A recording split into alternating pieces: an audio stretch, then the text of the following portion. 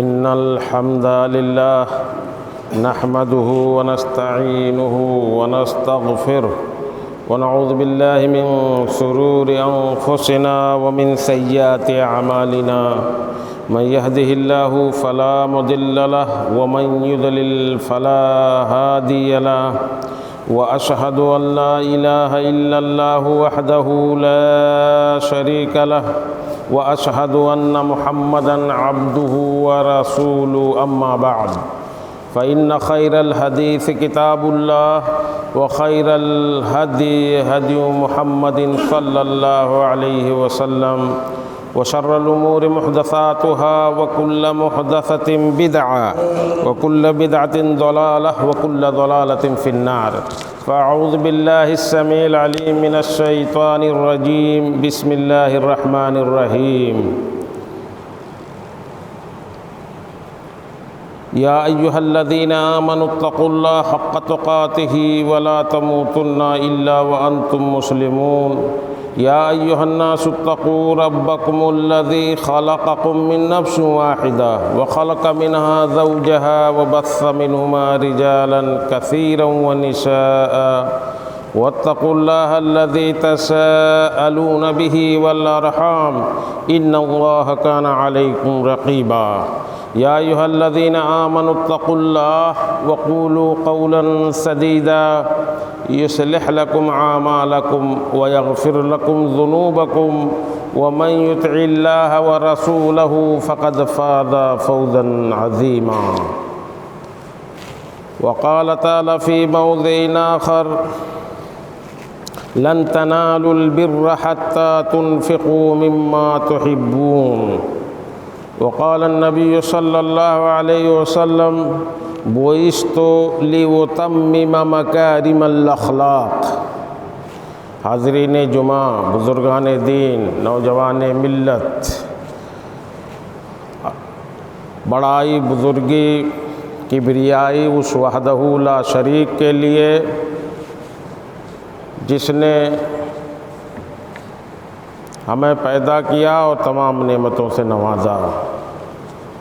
بعدہ درود و سلام ہو اللہ کے حبیب جناب محمد الرسول اللہ صلی اللہ علیہ وسلم پر۔ اللہم صلی علی محمد وعلی آل محمد کما صلیت علی ابراہیم وعلی آل ابراہیم انک حمید مجید۔ اللہم بارک علی محمد وعلی آل محمد کما بارکت علی ابراہیم وعلی آل ابراہیم انک حمید مجید۔ برادران اسلام، شوال کے پہلے خطبے میں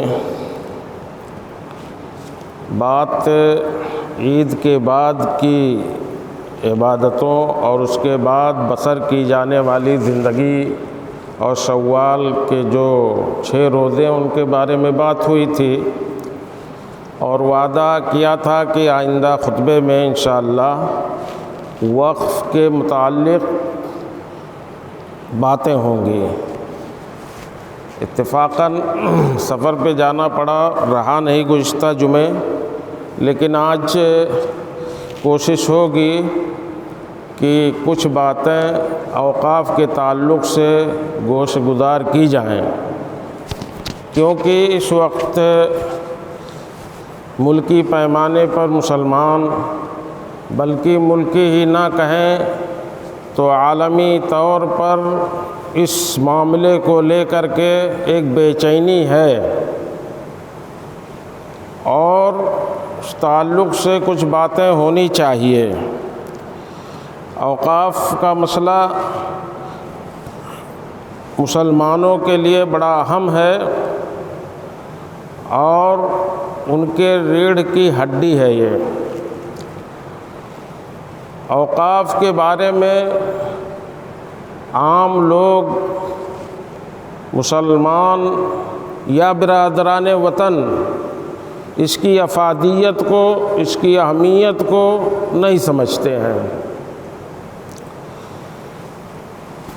وقف جو چیز ہوتی ہے وہ اللہ کی ملکیت ہو جاتی ہے،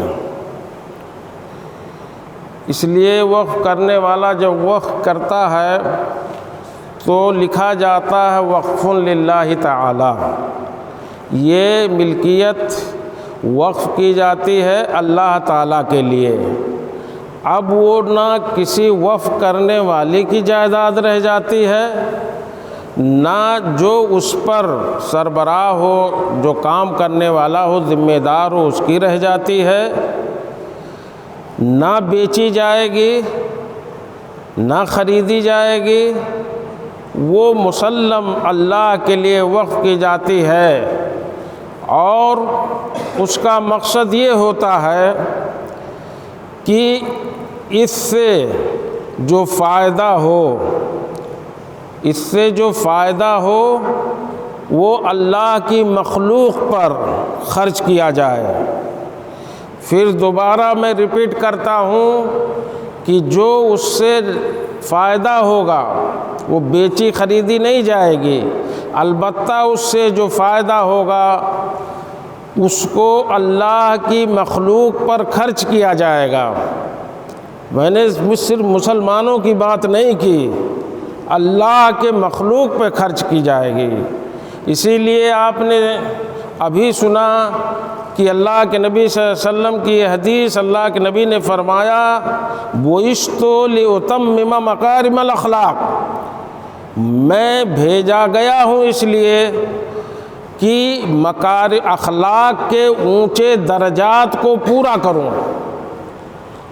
قرآن کہتا وَمَا أَرْسَلْنَاكَ إِلَّا رَحْمَةً لِلْعَالَمِينَ، اے نبی پاک محمد صلی اللہ علیہ وسلم، ہم نے آپ کو سارے جہان کے لیے، پوری دنیا کے لیے رحمت بنا کر کے بھیجا۔ رحمت للمسلمین نہیں ہے، مسلمانوں کے لیے رحمت نہیں، سارے جہان کے لیے اللہ نے فرمایا کہ ہم نے آپ کو رحمت بنا کر کے بھیجا۔ تو وہ نبی جو سارے جہان کے لیے رحمت ہو، وہ نبی جو اس لیے بھیجا گیا ہو کہ اخلاق کے اعلیٰ منازل اور مرتبے کو پورا کرے، وہ نبی جس کے بارے میں اماں عائشہ رضی اللہ تعالیٰ عنہا نے بتلایا، پوچھنے والوں کو جواب دیا کہ کان خلقہ القرآن، ان کا اخلاق جاننا ہے تو قرآن پڑھو، قرآن میں جو ہے وہ اللہ کے نبی صلی اللہ علیہ وسلم کی سیرت ہے، آپ کا اخلاق ہے۔ تو یہ وقف کے بارے میں باتیں ہوئیں کہ وقف کیا چیز ہے، اور یہ جان لیں کہ تمام انبیاء نے وقف کیا ہے اپنی زندگیوں میں، اپنے لوگوں کے لیے، انسانیت کے لیے، اللہ کی مخلوق کے لیے۔ اور اسلام میں سب سے پہلا وقف جناب محمد الرسول اللہ صلی اللہ علیہ وسلم نے کیا۔ مسجد نبوی کی جو تعمیر ہوئی، اس کی زمین اللہ کے نبی جناب محمد الرسول اللہ صلی اللہ علیہ وسلم نے اپنے جیب خاص سے خرید کر کے اس پہ مسجد نبوی کی تعمیر کرائی۔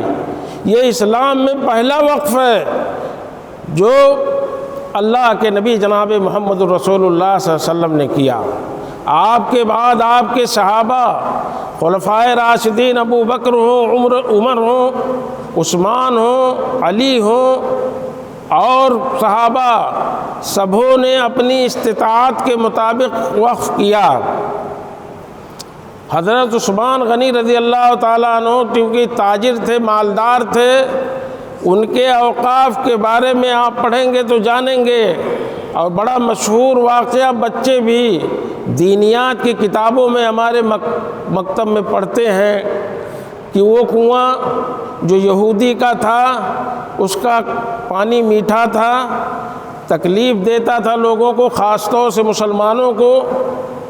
اس کنویں کو خرید کر کے مسلمانوں کے لیے وقف کیا تھا عثمان غنی رضی اللہ تعالیٰ عنہ نے۔ یہ وقف کی ملکیت اللہ کی ملکیت ہوتی ہے، کوئی نہ خرید سکتا نہ بیچ سکتا، البتہ اس سے جو پیسہ آئے گا، منافع ہوگا، وہ اللہ کی مخلوق پر اللہ کے بندوں پر خرچ کیا جائے گا۔ مسلمانوں نے خوب وقف کیا، اور کرتے کیوں نہ؟ قرآن صاف صاف کہتا ہے لن تنالوا البر حتى تنفقوا مما تحبون، تم بھلائی، تم نیکی، تم ثواب، اجر و ثواب پا ہی نہیں سکتے حتیٰ تنفقوا مما تحبون، یہاں تک کہ تم جس چیز کو بہت زیادہ پسند کرتے ہو اس کو خرچ کرو اللہ کے راستے میں۔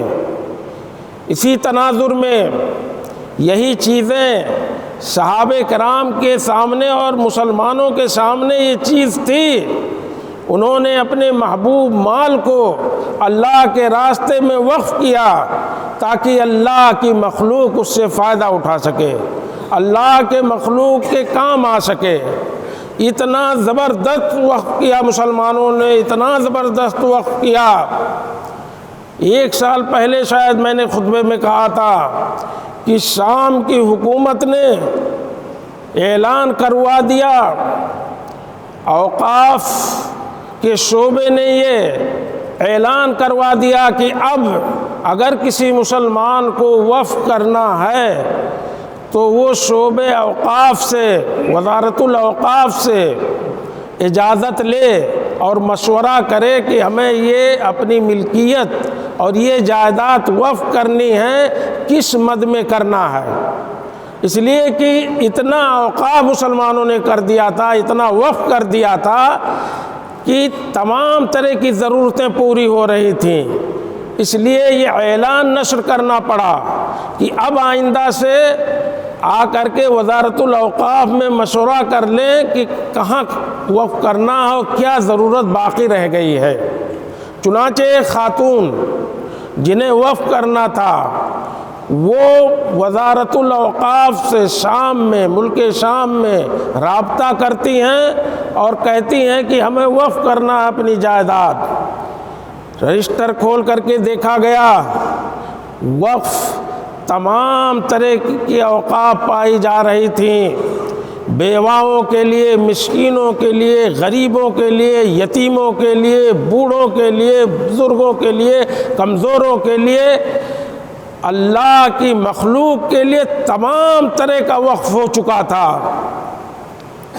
اس وقت کے ذمہ دار جو تھے انہوں نے کہا خاتون سے کہ اوقاف کی تمام ضرورتیں تو پوری ہو رہی ہیں، ہاں البتہ ہماری نظر میں ایک گوشہ خالی ہے، اور وہ یہ ہے کہ موسم سرما میں، ٹھنڈیوں کے موسم میں ملک شام میں 3-4 مہینوں کے لیے کچھ پرندے آتے ہیں، کچھ چڑیاں ہیں، وہ آتی ہیں، ان کے رکھ رکھاؤ کا بندوبست نہیں ہے، ان کے دانے چارے کا بندوبست نہیں ہے، اس کے لیے آپ وقف کر دیں تاکہ ان کا رکھ رکھاؤ ٹھیک طرح سے کیا جا سکے، ان کے کھانے پانی کا جو ہے انتظام کیا جائے۔ پرندوں کے لیے، چڑیوں کے لیے وقف کیا گیا۔ یہ مسلمانوں کی سخاوت تھی۔ یہ میں نے یہی کہا کہ اللہ کے نبی جناب محمد الرسول اللہ صلی اللہ علیہ وسلم رحمت للعالمین ہیں، اور آپ بھیجے گئے تھے اس لیے کہ اخلاق کے اعلیٰ مراتب کو پورا کریں اور دنیا کو سکھائیں کہ اخلاق کیا ہے۔ سیکھو اسلام سے، سیکھو محمد الرسول اللہ صلی اللہ علیہ وسلم سے کہ خدمت خلق کیا ہوتی ہے۔ انسان تو انسان بچے نہیں، سب کی خدمت ہو رہی تھی۔ چڑیوں کے لیے وقف کیا گیا، پرندوں کے لیے وقف کیا گیا، یہ ہماری سخاوت تھی۔ اسی طرح سے اس ملک کے اندر، ہندوستان کے اندر تمام طرح کے اوقاف موجود ہیں۔ بڑے بڑے امیروں نے، جاگیرداروں نے، اللہ کے نیک بندوں نے، عام مسلمانوں نے اپنی وسعت کے مطابق جو ہو سکا، جتنا ہو سکا، انہوں نے اللہ کے راستے میں وقف کیا تاکہ یہ اللہ کے بندوں کے کام آ سکے۔ میرے عزیزو، سب سے پہلے جب انگریز اس ملک پر قابض ہوئے تب ان کی نظریں ٹیڑھی ہوئیں اوقاف کے تعلق سے۔ 1857 میں انہوں نے اوقاف کی زمینوں کو اور وقف کی ہوئی ملکیت پر بہت حد تک قبضہ کر لیا، اپنے انڈر میں لے لیا، اپنے قبضے میں لے لیا۔ مسلمانوں نے احتجاج جاری رکھا اور اس احتجاج کے نتیجے میں 1863 میں بہت سارے اوقاف کو مسلمانوں نے واپس کروایا۔ یہ اسلام دشمنوں کی یہ چال ہے۔ سب سے پہلے انگریزوں کی نظر اس پر ٹیڑھی ہوئی۔ میں نے شروع میں اور تمہید میں یہ کہا کہ یہ اوقاف ہماری ریڑھ کی ہڈی ہے، یہ ہماری طاقت ہے اور یہ ملت اسلامیہ کا ایک عظیم سرمایہ ہے۔ دشمنوں نے اس پر نظر ٹیڑھی کی انگریزوں سے لے کر کے، اور اس کے بعد جب ملک آزاد ہوا تو ملک آزاد ہونے کے بعد ہمارے اوقاف کو سنبھالنے کے لیے، اسے مرتب کرنے کے لیے 1954 میں پہلا قانون بنا۔ 1954 میں پہلا قانون بنا اور اس کے بعد پھر اس کو مزید سنوارنے کے لیے جو اس کے اندر کمیاں رہ گئیں، کئی مرحلوں پر کئی بار اس میں سدھار ہوا، اور 1995 میں پھر اس میں سدھار ہوتا ہے اور قانون بنتا 1995 میں۔ اس کے بعد 1995 سے پھر یہ قانون چلتا ہے، 2013 آتا ہے، اور اس سال 2013 میں پھر ایک قانون لایا جاتا ہے۔ جو کمیاں رہ گئی تھیں ہمارے دانشوروں نے، ہمارے علماء نے، ہماری ملی تنظیموں نے اس پر سجھاؤ دیا، اور 2013 میں ایک پھر سے اس میں ترمیم ہوتی ہے اور ایک قانون بنتا ہے۔ اب 2024 سے کوشش کی جانے لگی کہ ایک نیا قانون لایا جائے گا، اور یہ کوئی ہماری ہمدردی میں نہیں، ہماری اصلاح کے خاطر نہیں، بلکہ ہمیں کمزور کرنے کے لیے، ہمیں کمزور کرنے کے لیے، کیونکہ اگر کسی قوم کو کمزور کرنا ہے تو اس کے ریڑھ کی ہڈی توڑ دی جائے، وہ کمزور ہو جائے گا۔ یہ ہمارے ریڑھ کی ہڈی ہے، یہ اوقاف ہمارا عظیم سرمایہ ہے۔ اس لیے لوگوں نے اس پر حملہ کیا۔ یہ ہمارے اوقاف پر اور ہماری آزادی پر، ہمارے دینی معاملات پر یہ حملہ تصور کیا جائے گا، کسی خیر خواہی کے نتیجے میں نہیں کیا گیا۔ یہ لوگ، اس طرح کے لوگ مسلمانوں کے ساتھ دشمنیاں ہمیشہ نبھاتے ہوئے آئے ہیں۔ یہ کوئی نئی بات نہیں ہے۔ میں نے انگریزوں سے ذکر کیا کہ انہوں نے کس طرح سے اس پہ قبضہ کرنا چاہا، اس کے بعد میں اس کے لیے قانون بنتا رہا، اور اب اس کو ایک دم سے مفلوج کر دینے کے لیے، اس کو ختم کرنے کالعدم، ایک دم سے وہ نہ کے برابر ہو جائے گا۔ اگر یہ قانون، میں بل کی بات کر رہا تھا شوال کے شروع میں، لیکن اب تو وہ قانون بن گیا ہے۔ اس قانون کے آنے سے ہمارے اوقاف ختم کے برابر ہو جائیں گے، اور وہ اوقاف جن سے مسلمانوں کی مدد ہوتی ہے، جن سے مسلمانوں کی تعلیم اور ترقی کے میدان میں خرچ کیا جاتا ہے، یہ آپ کی مسجدیں، یہ آپ کے مدرسے، آپ کے قبرستان، اسی طرح سے آپ کے مسافر خانے اور وہ بھلائی کے کام جس کو مسلمانوں نے کیا ہے، جو انسانیت کے کام آئے، جو اللہ کے مخلوق کے کام آئے، وہ سب تباہ و برباد ہو جائے گا، وہ پھر کہیں کا نہیں رہے گا۔ اور کسی کو یہ دراسہ کرتے ہیں، یہ سوچتے ہیں، یہ پلاننگ کرتے ہیں کہ کہاں سے انہیں کمزور کیا جائے۔ قرآن ہمیشہ سے چیخ چیخ کے کہتا آیا ہے وَلَن تَرْضَىٰ عَنْكَ الْيَهُودُ وَلَا النَّصَارَىٰ حَتَّىٰ تَتَّبِعَ مِلَّتَهُمْ، یہود و نصارہ یا کفر، الکفر ملت واحدہ، کفر پوری کی پوری ایک ملت ہے، ان کو علیحدہ کر کے نہیں دیکھ سکتے۔ وہ اسلام کے خلاف، وہ مسلمانوں کے خلاف، وہ کلمہ توحید کے خلاف، وہ عقید توحید کے خلاف ایک ہے، انہیں کبھی بانٹ کر کے نہیں دیکھا جا سکتا۔ یہ قرآن کا اعلان ہے، یہ قرآن کا فیصلہ ہے، یہ سب کے سب ایک ہے۔ حتیٰ تتبع ملتہم، آپ ان کے ساتھ آ جائیں، آپ سر جھکا دیں ان کے سامنے، یہی تو کفر چاہتی ہے۔ لیکن ایسا نہیں ہوتا ہے، ایسا نہیں ہوتا ہے۔ مسلمانوں نے ہمیشہ اللہ کے دین کے لیے، اپنے ایمان کی حفاظت کے لیے کوشش کی، جنگیں کی۔ اللہ کے حبیب جناب محمد الرسول اللہ صلی اللہ علیہ وسلم کا کیا قصور تھا؟ آپ نے یہی تو کہا تھا مکہ والوں کو جمع کرنے کے بعد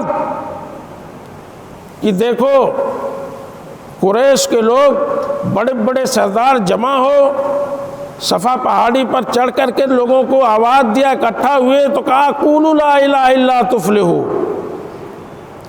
اے عرب کے سردار، اے قریش کے سرداروں، کہو لا الہ الا اللہ، کامیاب ہو جاؤ گے۔ لا الہ الا اللہ، عرب تھے، جانتے تھے لا معبود بحق الا اللہ، اللہ کے سوا کوئی معبود برحق نہیں، پوجنے کے لائق کوئی ذات ہے ہی نہیں، اس مغالطے میں مت رہو، یہی نعرہ لگایا تھا۔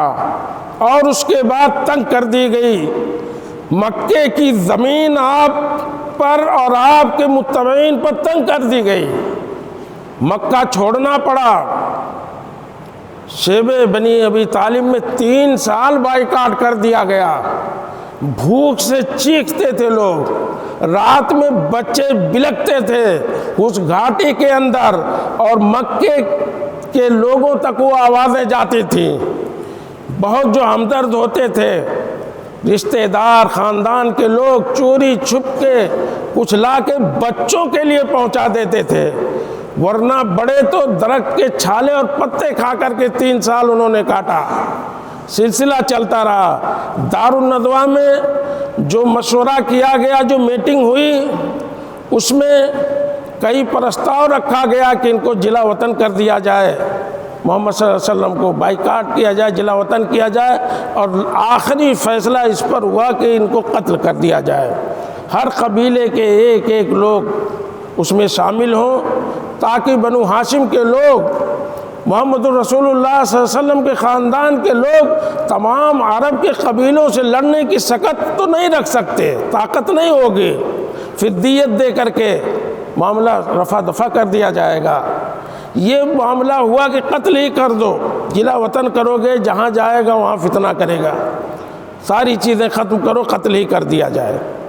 یہ ساری پلاننگ کفر کی ہوئی، صرف اس لیے کہ ہم نے اللہ کے لیے، اس کے اسلام کے لیے اور اس کی ایک عبادت کرنے کا نعرہ دیا تھا، اور ساری کفر کی طاقتیں ایک ساتھ ہو گئیں۔ سلسلہ یہ سب چلتا رہا، آپ کو مکہ چھوڑ کے آنا پڑا، ہجرت کر کے آنا پڑا۔ وَيَمْكُرُونَ وَيَمْكُرُ اللَّهُ وَاللَّهُ خَيْرُ الْمَاكِرِينَ، وہ مکر کر رہے تھے، تدبیر کر رہے تھے، اللہ بھی تدبیر کر رہا تھا۔ وَاللَّهُ خَيْرُ الْمَاكِرِينَ، اور اللہ بہترین جو ہے تدبیر کرنے والا ہے۔ قتل کرنے کی تدبیر کیا، مکے سے نکال دیا، ہجرت کرنے پہ مجبور، بھاگ آئے، مدینہ آئے۔ مدینے میں بھی مصیبتیں کم نہیں ہو رہی ہیں، منافقین ہیں، 3 قبیلے یہودیوں کے بڑے زبردست مالدار اور زرخیز زمینوں پر قابض ہیں، ان سے مقابلہ ہے۔ چھوٹے چھوٹے جو قبیلے بدوؤں کے مدینے کے آس پاس تھے وہ دشمنی پہ اتر آئے۔ غزوہ بدر ہوتی ہے۔ غزوہ بدر کس نتیجے میں ہوا؟ ایک قافلے کو پکڑنے مسلمان گئے تھے 313، ایک لڑنے نہیں گئے تھے، لیکن مکے والوں کو خبر ہو گئی کہ ہمارے قبیلے کو لوٹنے کی تیاری چل رہی۔ 1000 کی فوج لے کر کے ابو جہل پہنچتا ہے، اور وہ جو چھوٹی سی ٹکڑی مسلمانوں کی گئی تھی ایک قافلے کو لوٹنے کے لیے، پکڑنے کے لیے کہ یہ مال مسلمانوں کے خلاف اس کا نفع استعمال ہوگا، اس کو یہیں ختم کر دیا جائے، برباد کر دیا جائے، لوٹ لیا جائے۔ اب وہ لڑائی میں تبدیل ہوتی ہے۔ کفر کی طاقت ہے 1000 کی، مسلمان 313 ہیں۔ اللہ کے حبیب جناب محمد الرسول اللہ صلی اللہ علیہ وسلم جو سید الانبیاء والمرسلین ہیں، نبیوں کے سردار ہیں، اس سرزمین کے سب سے افضل ترین انسان، اللہ کے خلیل، اللہ کے دوست، وہ نبی جب دیکھتا حالات کی نزاکت کو کہ مدینے کی سرزمین بھی تنگ ہے، یہودیوں، بدوؤں اور کفار کی وجہ سے، اور اتنی بڑی طاقت ہمارے سامنے کھڑی ہے، تو کہاں اللہ کے نبی صلی اللہ علیہ وسلم نے کیا کیا؟ رجوع کیا اللہ کی طرف، لوٹا اللہ کی طرف لوٹے اور سجدے میں سر رکھ دیا اور کہا کہ اے اللہ، اگر یہ مٹھی بھر جماعت آج ہلاک و برباد کر دی گئی تو روئے زمین پر قیامت تک تیری عبادت نہ ہوگی۔ خیر سید الانبیاء والمرسلین جناب محمد الرسول اللہ صلی اللہ علیہ وسلم کا یہ وتیرہ ہے۔ پریشانی میں آئے، دیکھا تو کیا کون ہے مدد کرنے والا؟ نعرہ تو یہی تھا مسلمانوں کا، نبی کا، انبیاء کا، حسبنا اللہ و نعم الوکیل، ہمارے لیے اللہ کافی ہے۔ تو رجوع کہاں کرتے؟ اللہ ہی کی طرف رجوع کرنا تھا۔ گر گئے سجدے میں، دعا کیا کہ اللہ بچا اس مٹھی بھر جماعت کو، اس کی مدد کر۔ اس نتیجے میں جب اللہ کے نبی صلی اللہ علیہ وسلم روئے، گڑ گڑائے، استغفار کیا، رجوع اللہ کیا، فرشتوں کو آنا پڑا، فرشتے مدد کے لیے آئے، اور نتیجہ ہم تمام لوگ سیرت کی کتابوں میں پڑھتے ہیں کیا ہوا۔ غزوہ احد ہوا۔ احد میں 1000 مسلمان نکل رہے تھے، 3000 کی تعداد ابو سفیان لے کر کے مکے سے آتا ہے۔ اس 1000 میں بھی 300 لوگوں کو رئیس المنافقین عبداللہ بن سلول لے کے واپس چلا جاتا ہے مدینے میں، کہ مدینہ خالی ہو رہا بہانے سے، وہاں بھی لوگوں کو رہنا چاہیے۔ بچے کتنے؟ 700 لوگوں نے 3000 کا مقابلہ کیا۔ خندق ہوا، احزاب ہوا۔ غزوہ احزاب کے بارے میں جانتے، تمام کفر کی طاقتیں یہودیوں سے لے کر کے اور مدینے کے آس پاس کے مکہ والے سب اکٹھا ہو گئے کہ اکھاڑ کے پھینک دیں۔ 3000 کی آبادی مدینے کی، 10,000 کا لشکر مدینے کو گھیر لیتا ہے۔ یہ غزوہ احزاب ہے۔ تو صرف ہم نہیں، مسلمان بھی بے چین ہوئے۔ قرآن نقشہ کھینچتا ہے کہ وہ جب گھیر لیے گئے تو بڑی عجیب حالت تھی۔ وَزُلْزِلُوا زِلْزَالًا شَدِيدًا، قرآن کہتا ہے کہ ان کے وجود کو جھجوڑ دیا گیا۔ وَبَلَغَتِ الْقُلُوبُ الْحَنَاجِرَ، نقشہ کھینچتا ہے۔ وَزَاغَتِ الْأَبْصَارُ، آنکھیں پتھر جیسی ہو گئی ٹیڑھی میڑھی۔ یہ دل آ کر کے گلے میں پھنس گیا تھا خوف کی وجہ سے، چیخ اٹھے تھے متی نصر اللہ، اللہ کی مدد کب آئے گی جس کا وعدہ تھا۔ تو رجوع اللہ کی طرف کیا کرتے تھے۔ صحابہ کرام کا وتیرہ تھا، ہمارے نبی کا وتیرہ تھا۔ یہ اس سے گھبرانے کی ضرورت نہیں۔ بڑی بڑی آزمائشیں تاریخ میں آئی ہیں مسلمانوں کے ساتھ، مسلمانوں کے وجود کو ختم کرنے کے لیے بڑی سازشیں ہوئی ہیں، اور یہ سازشیں ہوتی رہیں گی، قیامت تک ہوتی رہیں گی۔ لیکن شرط یہ ہے کہ جو طریقہ اللہ کے نبی جناب محمد الرسول اللہ صلی اللہ علیہ وسلم کا ہے، جو اسلام کا ہے، رجوع اللہ، اللہ کی طرف رجوع کرنے کا، اس طریقے کو اپنانا ہے۔ یقین کے ساتھ اپنے گریبان میں جھانک کر کے ہم لوگ بتلائیں کہ اتنا بڑا معاملہ پیش آیا ہے، آپ کے وجود کو جھنجھوڑا جا رہا ہے، آپ کا وجود ان اوقاف سے جڑا ہوا ہے۔ سب سے بڑا حملہ آج تک آزادی کے بعد جو ہوا مسلمانوں پر، یہ حملہ ہے۔ مسلمان اس کو سمجھ نہیں پاتا ہے، اس سنجیدگی سے اس کو لے نہیں رہا ہے۔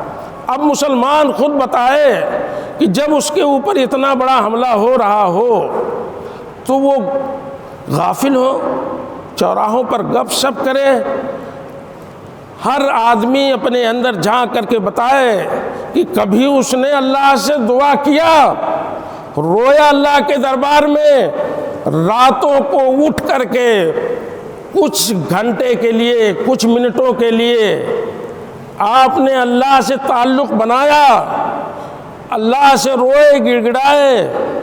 افلا يرون انهم يفتنون في كل عام مرة او مرتين ثم لا يتوبون ولا هم يذكرون؟ کیا یہ لوگ نہیں دیکھتے کہ ہر سال ایک بار یا دو بار آزمائے جاتے ہیں؟ ثم لا يتوبون ولا هم يذكرون، پھر کیا ہو گیا؟ نہ توبہ کرتے ہیں اور نہ ہی اس سے نصیحت پکڑتے ہیں۔ کٹھور ہو گئے ہم لوگ، کن مسجدوں کی بات کرتے ہو، کن قبرستانوں کی بات کرتے ہو، کن مدرسوں کی بات کرتے ہو، کن مسافر خانوں کی اپنے بات کرتے ہو۔ یہ مسجدیں آپ کی امانت ہیں، اللہ کا گھر ہے، اللہ کے لیے وقف ہے، یہ کسی کی ملکیت نہیں ہو سکتی، یہ اللہ کے لیے وقف ہے، نہ اسے بیچا جا سکتا، نہ خریدا جا سکتا ہے۔ یہ اللہ کا گھر، یہ اللہ کی جائیداد، یہ اللہ کے لیے وقف، اس کو کتنا مسلمانوں نے پاس و لحاظ رکھا ہے۔ ان مسجدوں کو تو ویران کرنے والے آپ ہیں، اپنے مدرسوں کو آپ نے چھوڑ دیا، مسکین چھوڑ دیا، لاوارث چھوڑ دیا۔ اپنے قبرستانوں کی حالت دیکھیے، ہے وہاں جانے لائق؟ کبھی کبھار تو جاؤ تو جنگل کا نقشہ پیش کرتا ہے وہ ہمارا قبرستان۔ اس طرح سے ہم نے ان کو ہماری لاپرواہی کی وجہ سے، اپنی غفلت کی وجہ سے، دین کی دوری کی وجہ سے ہم نے ان کو چھوڑ دیا خود ہی۔ کیوں رونا روتے ہو ان مسجدوں کا، ان مدرسوں کا، ان اوقاف کا، جن کی پرواہ آپ نے خود نہیں کی، جنہیں آباد کرنا تھا انہیں ویران کر دیا؟ تو اس پر دشمن تو دشمن ہے، اسلام دشمن طاقتیں ہمیشہ پلاننگ کرتی رہتی ہیں کہ کہاں سے آپ پر حملہ کیا جائے، وار کیا جائے، کہاں کمزور نس ہے آپ کی، تو وہ تو کریں گے، ان کی فطرت ہے۔ لیکن جو ہمیں کرنا تھا وہ ہم نے نہیں کیا۔ اور یہ سمجھ لو کہ ظلم کی حکومتیں چلتی نہیں ہیں، اس کے خلاف گھبرانا نہیں چاہیے۔ جو فارمولہ دین کا ہے کہ اللہ کی طرف رجوع کریں، ہم اپنی مسجدوں کو آباد کریں، اپنے مدارس اور اپنے اوقاف پر دھیان دیں، انہیں سجائیں سنواریں، ان کی دیکھ بھال کریں، یہ ہماری ذمہ داری ہے۔ ان ذمہ داریوں کے ساتھ آپ کھڑے ہوں، اور پھر کفر سے ڈرنے کی ضرورت نہیں ہے۔ یہ ہوتا رہا، بڑی بڑی طاقتیں آئی ہیں، نمرود سے بڑی طاقت نہیں ہے، فرعون سے بڑی طاقتیں نہیں ہیں۔ وہ دعویٰ کر لیں کہ 100 سال پرانی تنظیم ہمارے پاس ہے، دنیا کی سب سے بڑی پارٹی یا اکثریت ہمارے پاس ہے، مال دولت کی کمی نہیں ہے۔ اس سے بڑے بڑے جبابرہ آئے ہیں، سرکش لوگ آئے اور خاک ہو گئے اسی زمین میں، سب خاک ہو جائیں گے۔ اس سے ڈرنے کی ضرورت نہیں ہے۔ بات یہ ہے کہ ہم اپنے آپ کو سدھاریں، مسلمان اپنے آپ کو سدھارے تب شکوہ کرے۔ آپ بددین ہیں، ہم اور آپ اپنی مسجدوں کو خالی کیے ہوئے ہیں، تو یہ شکوہ بیجا ہے، بجا نہیں ہے، ڈرنا نہیں ہے۔ اللہ کی طرف رجوع کر کے، اپنے اندر سدھار لا کر کے، توبہ استغفار کر کے دعائیں کریں، کچھ نہ کریں، کر سکتے ہیں تو رات میں آخری حصے میں اٹھ کر کے روئیں، گڑ گڑائیں اللہ کے حضور میں۔ اللہ حسبنا اللہ و نعم الوکیل، وہی کارساز ہے، اسی پہ توکل کریں ہم، وہی ساری چیزیں دور کرے گا۔ اور بڑی بڑی طاقتیں آئیں اور گئیں، ظلم کو پائیداری حاصل نہیں ہے اس دنیا میں۔ فرعون ڈوب گیا، نمرود ہلاک ہو گیا، سب ختم ہو جائیں گے۔ بات یہ ہے کہ ہمیں اپنے مشن کو نہیں چھوڑنا ہے، اپنے مشن کو یاد رکھنا ہے، اپنے آپ کو سدھارنا ہے، اپنی کمیوں کو دیکھنا ہے، اللہ کی عبادت کرتے ہوئے کفر اور شرک سے دور رہیں۔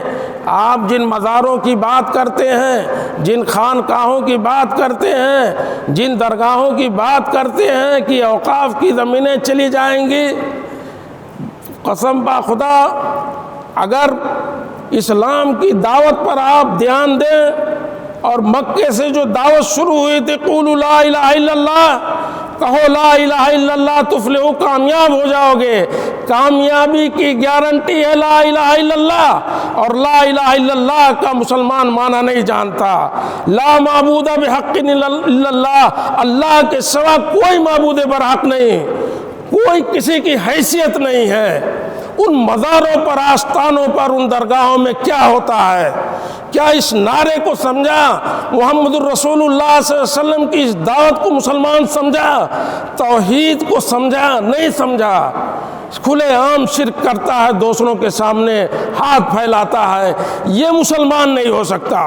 مسلمان بنو پہلے، مسلمان کی دعوت ہے توحید، توحید پر گامزن ہو کر کے، شرک کے ساتھ نہیں۔ یہاں وہاں جہاں پائے وہاں سر پٹک دیے، یہ وتیرہ مسلمان کا نہیں، غیروں کا ہو سکتا ہے، دنیا والوں کا ہو سکتا ہے، ہم میں ان میں فرق کیا رہ جائے گا؟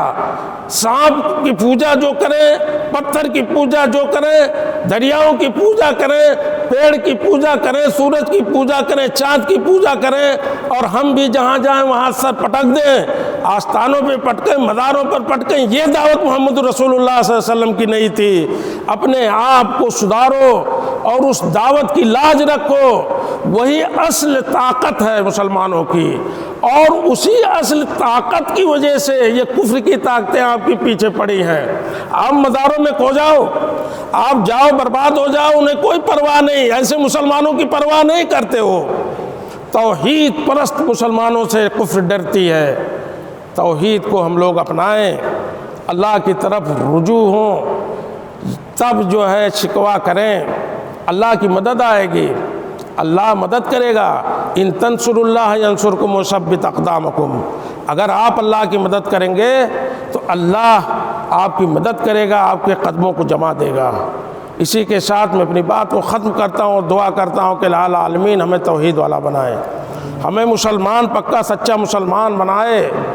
اللہ رب العالمین ہمیں پہلے سدھرنے اور توحید پہ عمل کرنے، اور اس کے بعد اس دعوت کو دنیا بھر میں عام کرنے کی توفیق و طاقت عطا فرمائے۔ وآخر دعوانا ان الحمدللہ رب العالمین وصلی اللہ علی نبینا محمد۔